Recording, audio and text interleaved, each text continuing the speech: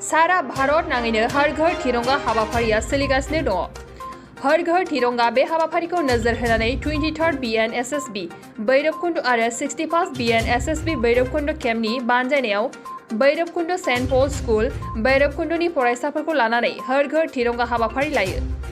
बे हाबाफारिजोंनो लोब्बा लाखिनानै सेन्ट पल स्कुलनिफ्राय दिफुसिम फरायसाफोरखौ लानानै हानजा सुरनाय हाबाफारि लानाय जादों। लोगोसे बे हाबाफारिनि गेजेरजों रायजो राजाफोरखौ हर घर तिरंगा हाबाफारिनि सायाव सांग्रांथि खालामो।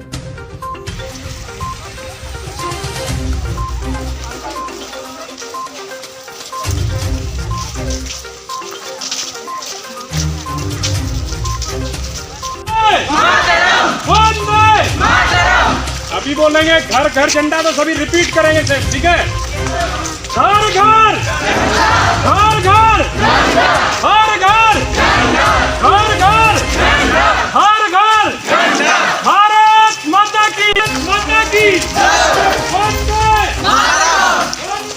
मातरम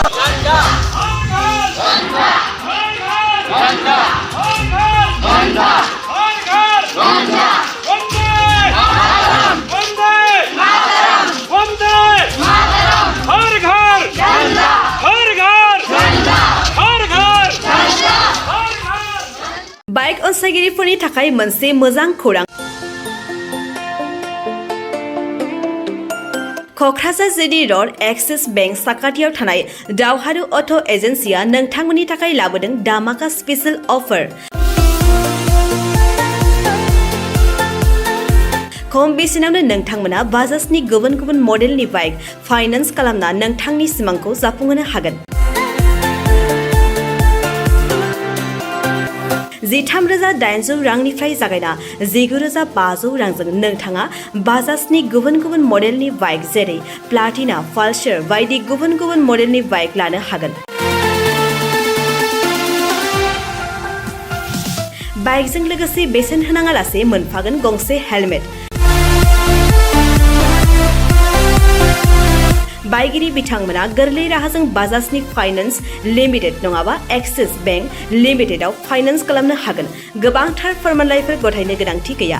खालि फट' गांसे, पेन कार्ड, आधार कार्ड, भटार आइडि आरो सोलिबाय थानाय मोब्लिबनि बिल होयोब्लानो बे सुबिदाखौ लानो हागोन।